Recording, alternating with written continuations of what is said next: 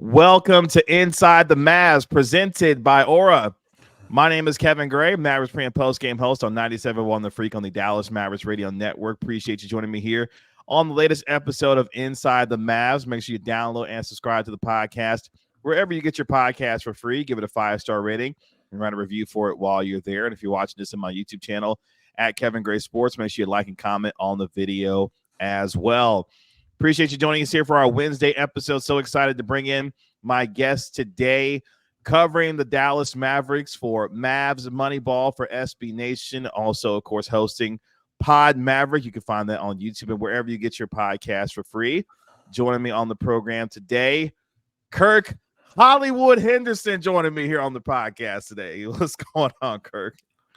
You know, it's not too early of a morning, but when the Mavericks play these West Coast games, I'm reminded that I'm not actually built for the day-to-day coverage. Like watching, there was some post-game stuff, and Jason Kidd kind of mentioned to Brad Townsend specifically that this has been a tough 5-game road trip, also for him as a beat reporter. And it's like I couldn't do the actual beat reporting. It's exhausting.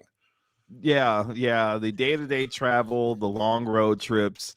The constant coverage of the team. Yeah, it takes a special grind to be able to withstand that for an 82-game season. And the way that the NBA puts its travel schedule together at times, it makes you want to pull your hair out, because I don't even travel with the games, and I'm looking at the schedule like, yeah, this is a mess.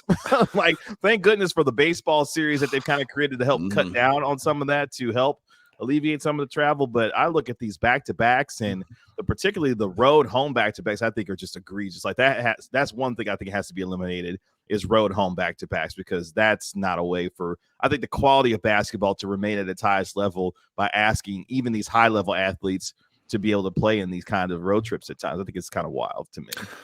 Yeah, but that aside, I think we still got a really quality playoff level basketball game last night in the late game on TNT, where the Mavericks played the Warriors. You know, obviously wasn't the outcome Mavs fans would want. I found myself kind of increasingly frustrated at particular elements of the game. But it's also, the flip side is it's really nice to care about March and April basketball. I've followed this team for 25 years. And the traditional, going back 10, 12 years, games in March and April simply didn't matter a lot of the time. And now we got this play-in tournament, and teams want to make it, because very rarely, Dallas Mavericks are one exception, tanking to miss the play-in. And it's you get nice games all the time. The Warriors came out ready to fight last night. The Mavericks, I think, kind of got goaded into playing outside of the way they've been playing. But I had a lot of fun watching the game. And, the Warriors, I said this on my late night show, the Warriors shot 45% from the floor, 45% from three, 100% from the line, and the Mavericks still had a chance to win the game. It was a fun all around thing. And I think there's a lot we could talk about from that game if you wanted to. Yeah, shout out to the refs who missed a traveling call on Klay Thompson with about 12 seconds left in the game, as the Mavericks were down by 2 and had a chance to still win that game. What I can't wait for is the last 2-minute report. Oh yeah, where I can almost guarantee that will be listed as a correct non-call, which it's like, that man, he ran with the ball. Yes, it was incredible. Shout out Klay Thompson. Good job, guy. By the way, him and Stephen Curry, I believe, only combined for 27 points in the game. If you had told me that Klay and Steph would combine for 27 points, you would hold the Warriors to under 105 points, and Andrew Wiggins was going to be your leading scorer, I probably would have told you that you were going to win that game most times, except for the fact that, and I think as we get into the game a little bit, you're seeing the impact already of Dereck Lively not being a part of the rotation, because they got out rebounded in this game. The bench points was, I believe, 39 to 13. Like, you missed Dereck Lively in the vertical game in the middle. Daniel Gafford having to play 27 minutes because of the absence. And look, even Jason Kidd in the second half was like, you know what, Dwight, you can go ahead and sit down. Don't even worry about the second half. Maxey, you're going to go ahead and handle this thing at the 5, because, no Dereck Lively spelled a lot of trouble for this team last night against the Warriors. And it's such a shocking is maybe a bit hyperbole, but the Mavericks had found a rotation that worked Yes. And there are still some things I would quibble with, but you're trying to get to the postseason. You're trying to make sure everybody's healthy, and they play essentially 48 minutes of Lively or Gafford at center. They have moved Maxi Kleba to playing primarily 4 in some of these big ball, tough lineups. And it allowed the Mavericks to really out physical teams. And what we saw last night with Lively being unable to play, Gafford getting into, I think Kidd was a little overly worried about his foul trouble. He played 11 minutes in the first half with 2 fouls. And that resulted in just sort of a cascade of lineup decisions, which were like, I have attempted over the past year to be less critical of Kidd because I think Kidd kind of comes with the building. It's like Dirk Nowitzki. So he's, doing the thing where it's whining about him all the time. But he's coached a pretty good second half of the season. This was his worst game as a coach in quite some time. Playing Dwight Powell at all against the team where Dwight Powell probably has like PTSD flashbacks against trying to deal with Looney in the Western Conference Finals. It just wasn't a good choice. And he was Powell was a -8 in 9 minutes. They lost by 4 points. That there's 3 or 4 particular box score stats that stand out where you can see where the Mavericks lost the minutes. Powell it's not fair to blame him specifically, but he was rough in those minutes. You see just how big and physical Lively has been, and really how it allows the Mavericks to play. And I think without Lively, the Warriors really were the more physical team last night, at least on the sort of imposing their will front. And it just kind of slowly, I don't want to say it ground the Mavericks down, but it resulted in a different looking game than how the Mavericks have played during their 7-game win streak. Yeah, and as we watched the game, I mean, it was a game full of runs. I mean, the Mavericks had to use a 13-0 run just to tie it at halftime. Thank goodness for Dante Exum knocking down a 3-pointer, at late in the first half to be able to tie it. And then, I mean, you talked about, with Dwight Powell being a -8. I think one of the big turning points of the game too was Luka Doncic had one out. I believe it was at the 3:18 mark of the third quarter.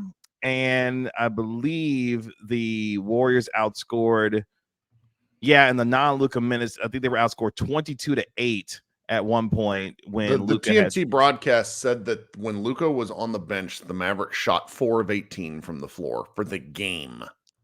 Wow. Yeah. So, I mean, that just, if you're going to play, obviously Luka's going to get his rest during the course of these games, but you've got to be able to at least be even in the non-Luka minutes. And if you're getting outscored by a -14, in non-Luka minutes during certain points of the game, I mean, the game was full of runs. I mean, you had 13-0 runs. At one point, the Warriors had went on a 19-2 run. Like, it was just a game of runs throughout the entire course of the game. And those crucial non-Luka minutes was a big part of that as well in the course of the game. Yeah, the third quarter in particular, if you were to point to a section where the Mavericks lost the game, when Luka goes out around the 3-minute mark, Tim Hardaway hits a 3 to break a 71-71 tie.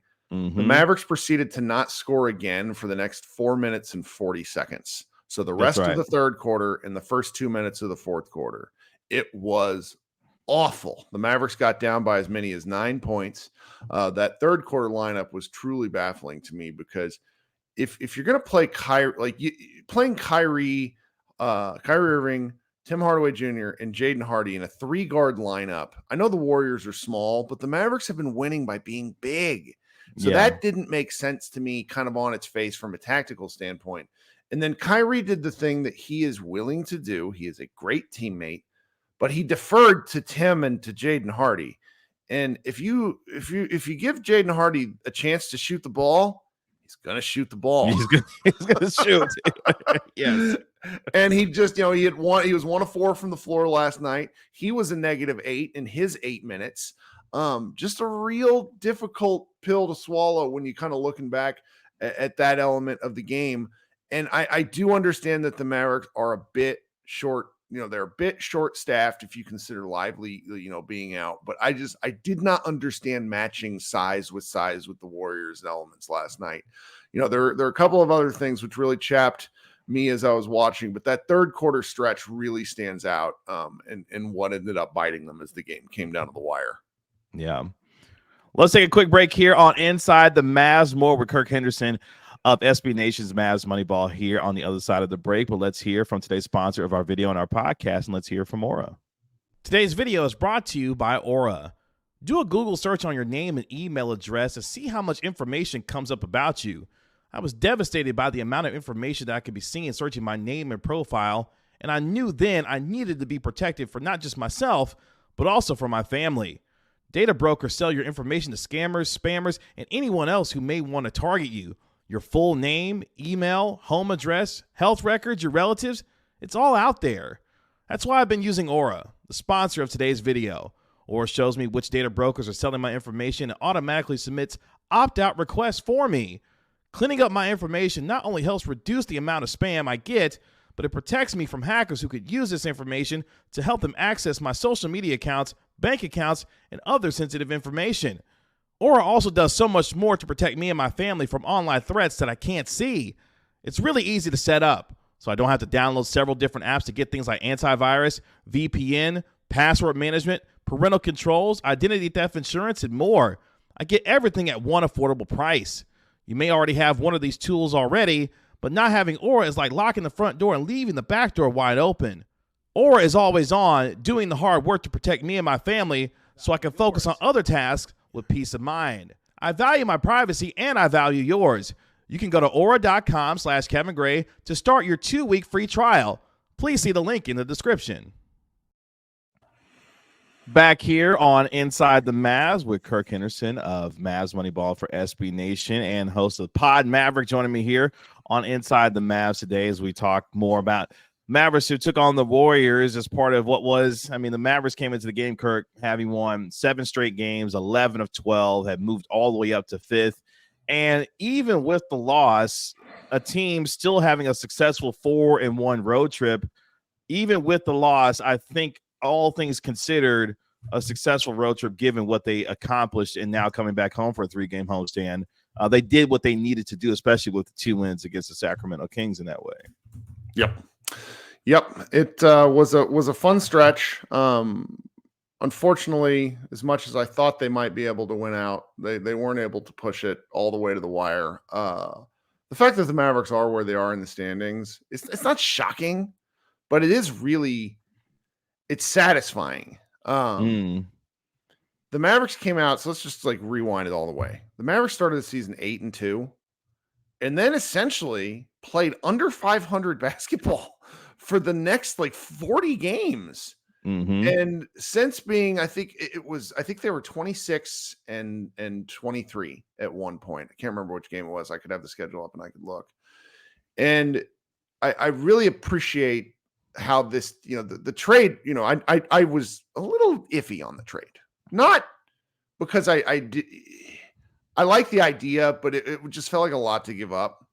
The bill comes due is a phrase that I will be thinking about a lot. The Kristaps Porzingis trade is the Mavericks will move the last pick that they owe for that trade, which was 5 years ago now, to the Knicks this year. So 5 years from now, 6 years from now, the Mavericks will be swapping picks with the Spurs because of the trade for Grant Williams. 5 years from now, they'll be moving picks around and so it's just these things tend to eat at me because I am a long-term fan. I'm not a bandwagon fan. Hopefully there's a championship or two in the 5 years. That's exactly right. And so when you look at what they were able to do over these last several games, there's a blueprint in place now. And what was so funny about this was the Ringers, Rob Mahoney. Rob Mahoney used to be a ESPN. He ran the 2-man game almost going back 15 years ago, a Mavs blog, and he's worked his way up the media chain, and he's a big Dallas guy. He wrote a story 3 days before the trade that I think he had talked with Nico, and there was all sorts of in there about how the Mavericks know they need to get longer and more athletic. They proceeded to get longer and more athletic within the week. And we see the results of what happens when you're giving Luka more athleticism, rim runner, a true like beasts of centers, And now the Mavericks are playing this way, and there's one kind of third element which doesn't get talked about as much, but I think we really should talk about it a lot. Is that this way the game has been called since February 1st with more emphasis on physicality? The Mavericks have benefited from that as much as any team in the NBA. To me, and this is silly, it's a silly comparison, but they remind me of like the Seahawks Legion of Doom defense. The Mavericks foul all the time and they just don't get called for it. Like, and like, this is this is how the Lakers won the 2020 championship. 3 yards in a cloud of dust basketball is what the Mavericks are doing on defense. And this is kind of the physical style I think Jason Kidd prefers. You know, you see less barking from Luka because I think Luka has accepted that this is a fact of life, but it allows him to be more physical. And so I've been kind of all over the place as I'm rambling here, but you look at where the Mavs are in the standings. You look at what they did to the Kings. Like, they ground the Kings down. That was that second game for sure.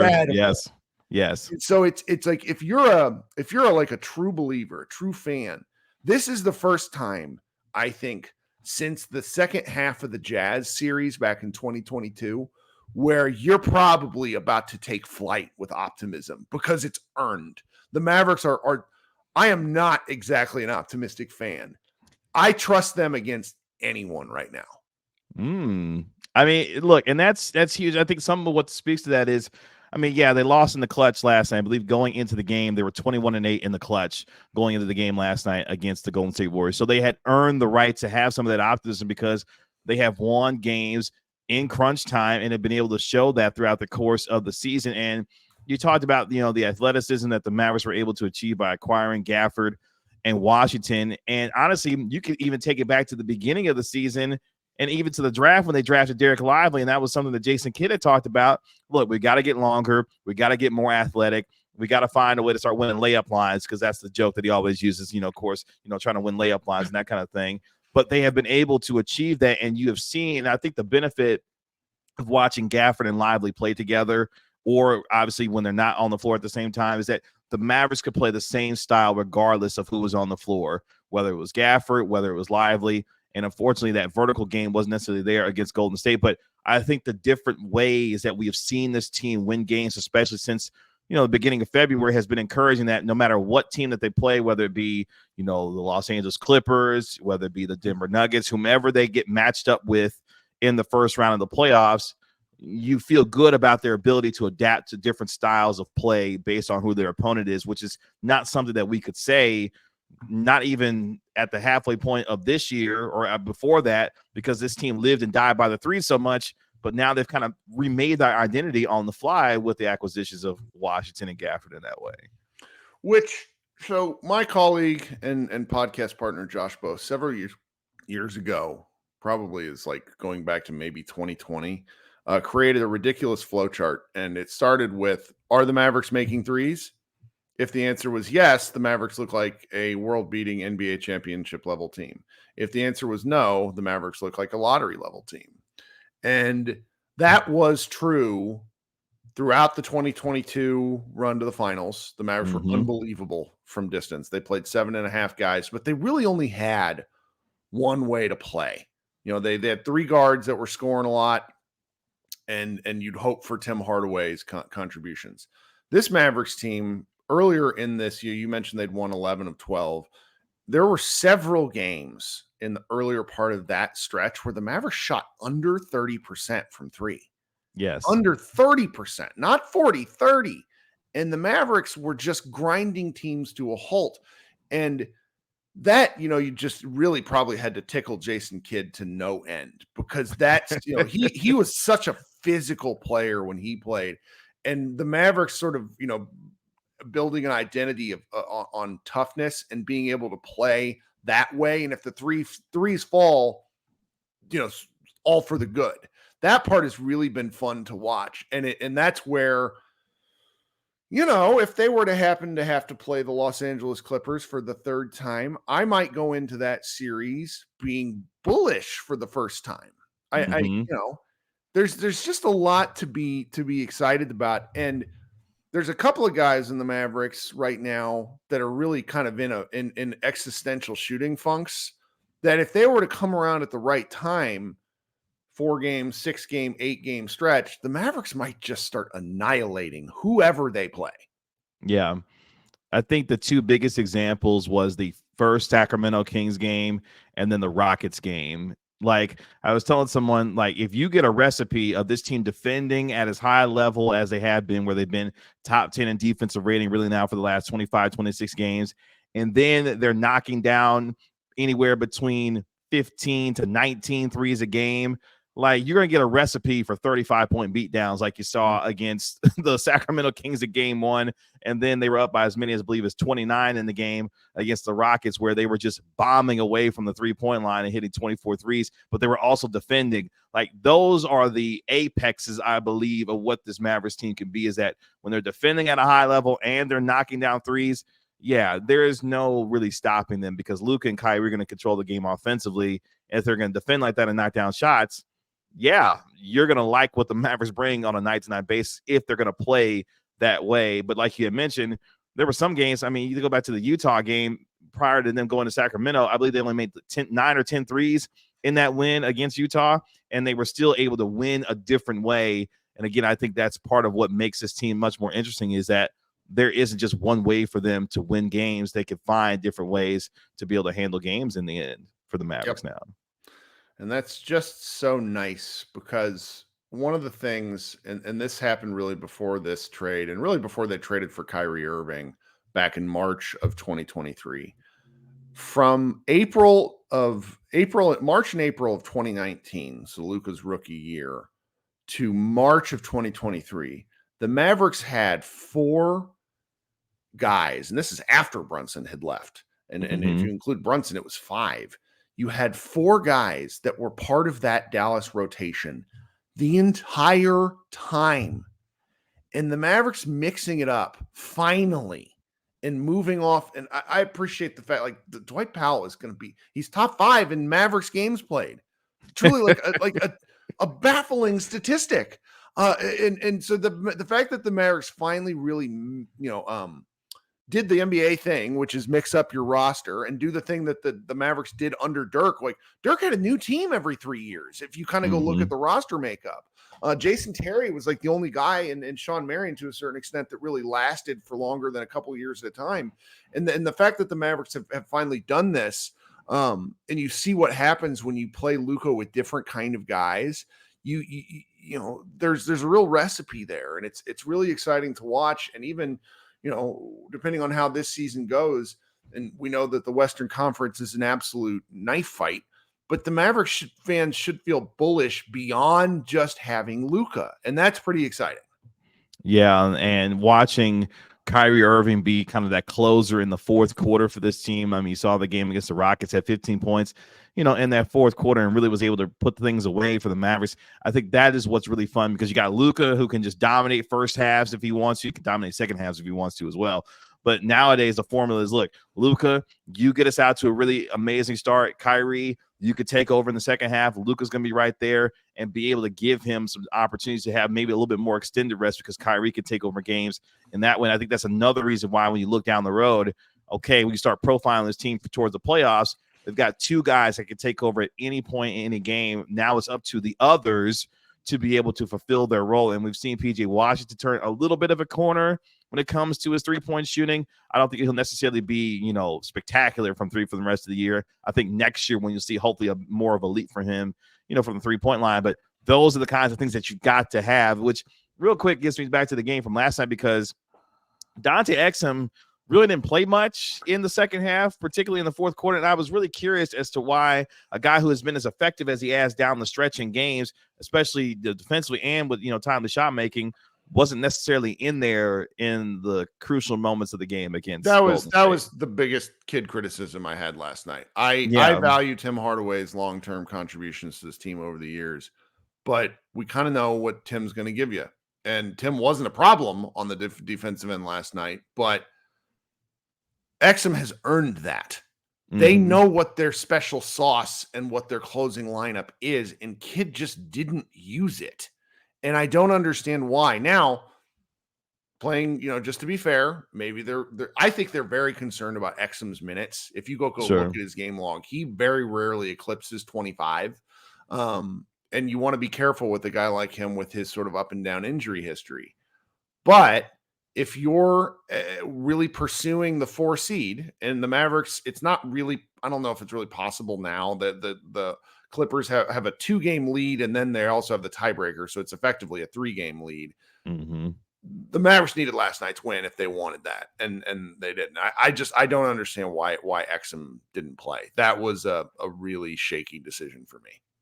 Yeah, and I was curious as to why he didn't play either, because I mean, look, you've seen how well he has played down the stretch of games and what he's been able to mean to this team, knocking down shots. I mean, you think about the game against the Sacramento Kings, that second game, how big he was, there. So look, I think for the most part, you look at the last 25, 26 games of this team, they have done, look, they've really been, honestly, Kurt, they've been in playoff mode really since the beginning of February. Mm-hmm. Like, they have grinded themselves to a point where they have been able to get to the 5th spot in the West.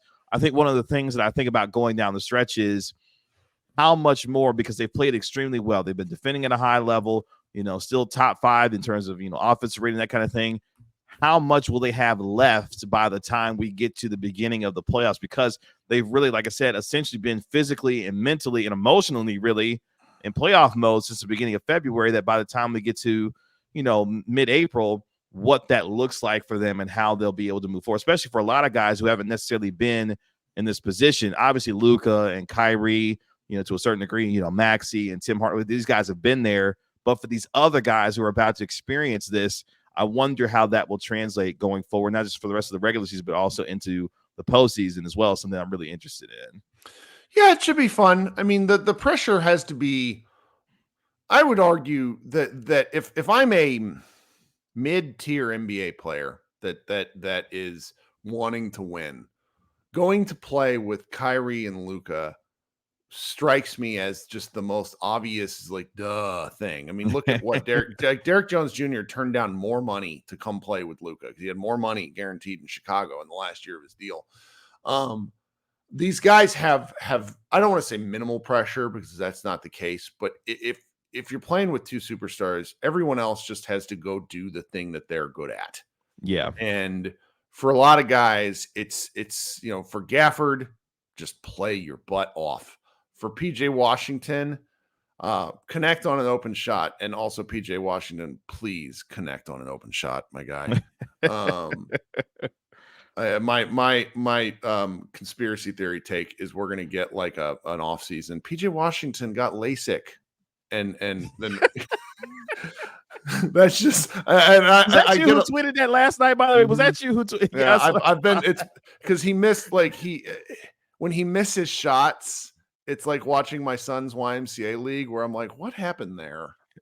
And then when it goes down, it's like, man, this guy's pure. What's going on? It looks great. Yeah. But to get back to your kind of point there, playing these guys in the playoffs is going to be a riot, because there's guys that haven't done it before. But I think they're just they're going to be playing in as close to an ideal circumstance as possible, because it's the pressure is, it's on the other 2 guys. They just have to go do the thing that they're going to do. I am a little concerned with the how much gas it's taken to get to this point. Like, there's a lot of feeling that Luka's battling injuries that are preventing him from being his best self. I don't know if that's the case. I think everybody's hurt at this point in the year. Agreed. It's like it's the old quote from The Program: "Are you hurt or are you injured?" Right. And these guys are all banged up. They're gonna be fine. They get that if they're able to get. I want to say there's like a solid 4-day break for the play-in. If the Mavericks avoid the play-in, that's going to be huge. Just put Luka in a cryo chamber for 4 days, and we'll see how he turns out. Yeah, it's something that you've got to be able to lock up that top 6 seed, and like you said, get those extra days of rest before the formal playoffs begin. And it's funny because you brought up Luka in that discussion, and I want to get your thoughts on this, because his MVP candidacy has really started to heat up over the last couple of weeks, particularly, over the last few days, because we found out, on Tuesday that he won his second consecutive Western Conference Player of the Month, and he has won multiple Western Conference Player of the Week awards as well. And as I was looking at some of the numbers and thinking, I mean, he's going to wind up averaging 34, nearly 10 assists, and over 9 rebounds a game. First of all, that's never been done before. That's an absurd stat line that we've never seen before.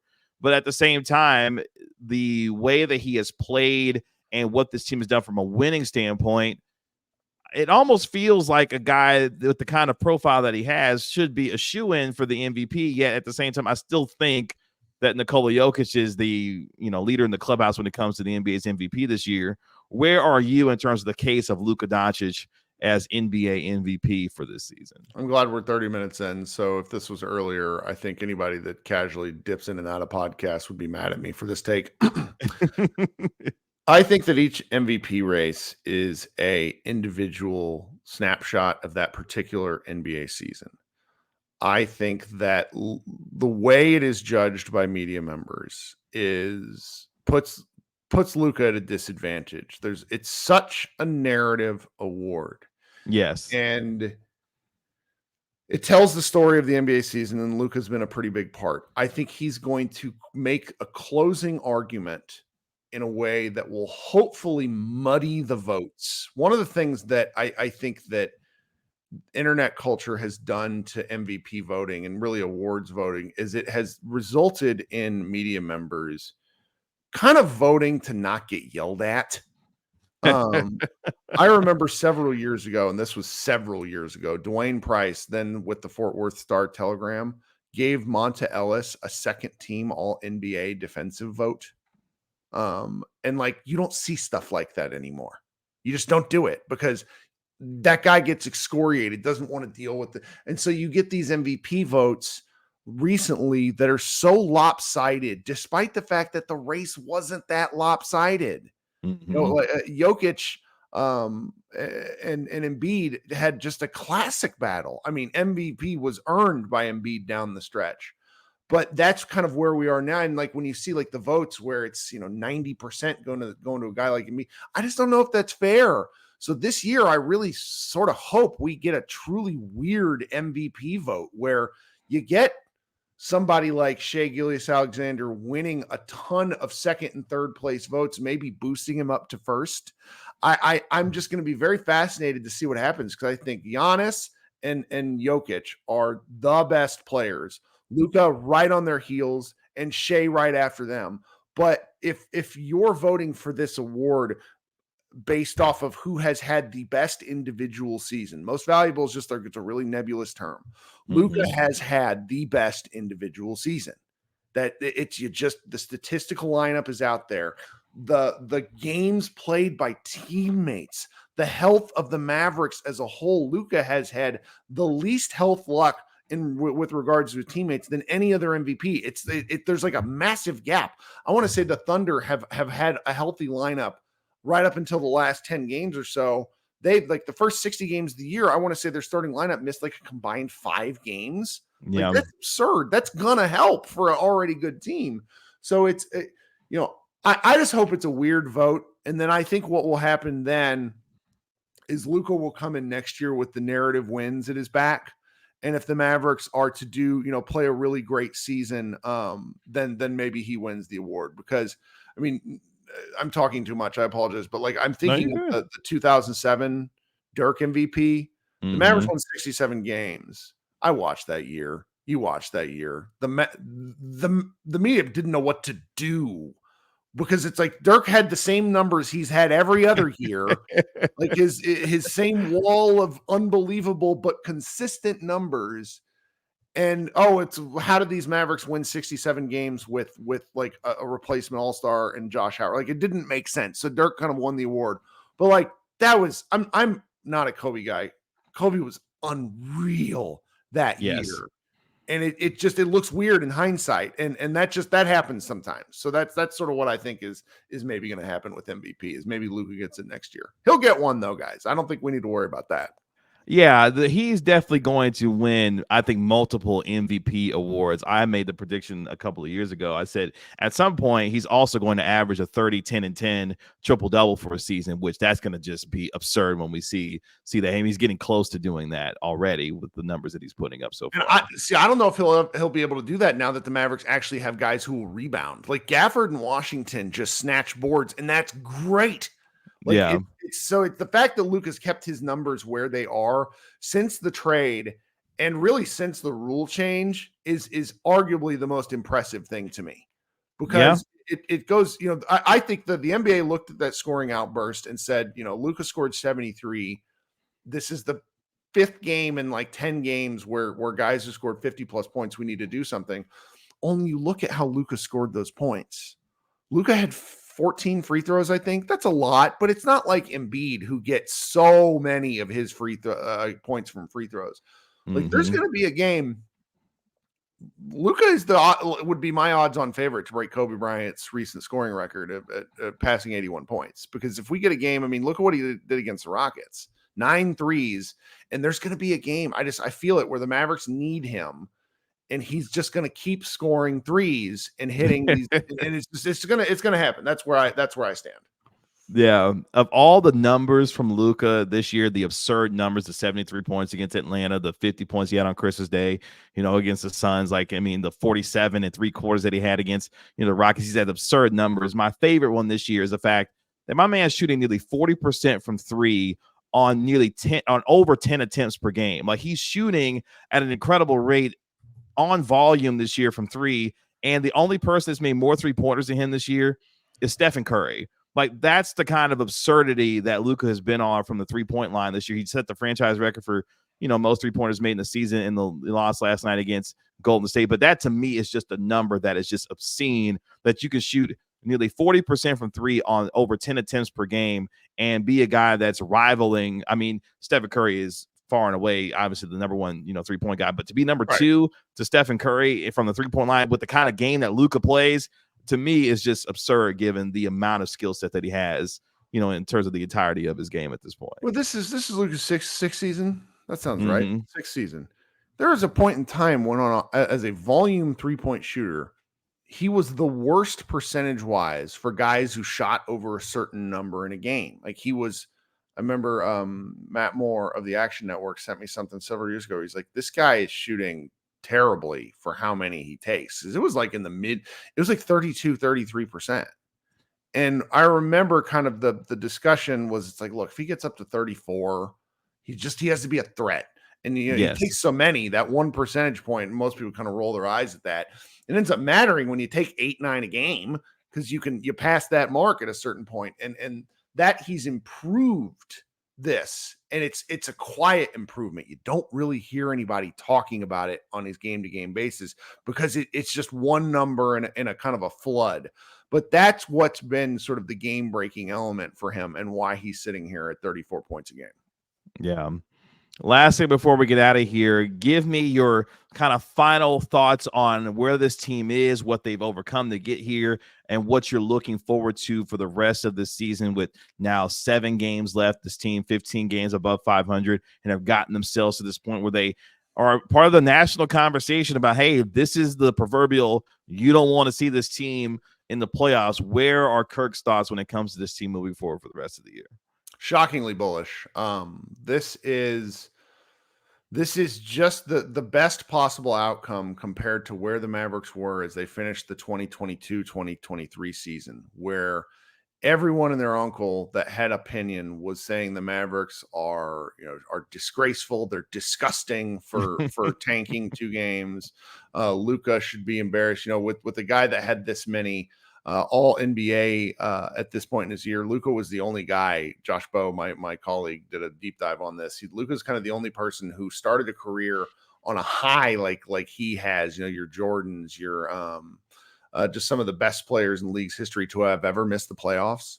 And so that the Mavericks are on the cusp of being the team nobody wants to play is really an incredible turnaround within a roughly like 9-month stretch. To me, the icing on the cake, at least if I'm a storyteller, is Luka playing the Los Angeles Clippers and shedding that blight from his resume. It feels very Jordan Pistons like. Right. Like Jordan had to overcome the Pistons to finally, cross that threshold to become a champion. It feels like that's what the Clippers are to Luka. Like they're his 100%. Pistons that he's got to get through in order to eventually break through eventually. 100%. I mean, there's a concept in kind of Western storytelling called the hero's journey. And you got to overcome kind of insurmountable odds. And Luka defeating someone who has knocked him off his pedestal twice would be a big step. It would show everyone that sort of feels that the Mavericks Western Conference run from 2022 is a fluke, that this is not a fluke. And that's very important to me as a fan and somebody who is very, I've been invested in Luka's game since somebody pointed me out when he was 16, when the Mavericks had just drafted Dennis Smith Jr. I can't wait to see what this team does. I'm really looking forward to the playoffs. This is the time where you tell all your friends, like, guys, pay attention. This is great. This is what it's for. And the Mavericks could really surprise people this year. Agreed. Kirk, tell the folks where they can find you. What you got going on, man? Oh, I occasionally do some writing over at MavsMoneyball.com. We throw up multiple things after games. Really looking forward to our playoff coverage, where our kind of site of volunteers, writes from definitely the fan perspective. But we're really looking forward to that. Pod Maverick is where Josh Bowe and I record after every game. We also do a fan show that essentially acts like a radio call-in show, where you can click the link, kind of like you sent me over email, Kevin, and you can join the show and talk a little basketball with me. It's a lot more fun than spending time on Twitter, which can be a bit of a toxic environment, or Reddit. It's nice talking to other people about basketball. But thank you so much for having me on. This was great. I appreciate you taking the time with me. You do a terrific job with you and your team over there covering this Mavericks team. You guys are a passionate group that cover this team extremely well. And I enjoy, look, you're one of my favorite files on Twitter, because I know one thing I'm going to get from Kirk is unapologetic takes when it comes to this team, good, bad, or indifferent. Kirk going to bring the fire every time when it comes to his Dallas Mavericks, and it shows through with the work. So I appreciate you hanging out with me a little bit today here on the podcast, man. All right. You have a great day. That is it for this episode of Inside the Mavs. Again, thanks to Kirk Henderson for joining me from Mavs Moneyball, and for Pod Maverick for joining me here on the show today. Make sure you download and subscribe to Inside the Mavs wherever you get your podcasts for free. Of course, it's the official podcast of 97.1 The Freak, the official Mavericks podcast of 97.1 The Freak. And you can catch me every Mavericks pre and post game as host for the Dallas Mavericks Radio Network. I'll be back on Friday as the Mavericks get ready to take on the Atlanta Hawks as they get ready for their 3-game homestand, as they continue their push toward the end of the regular season. And make sure you follow me on Twitter at Kevin Gray Sports. Again, this has been Inside the Mavs. I'll talk to you on Friday. Peace.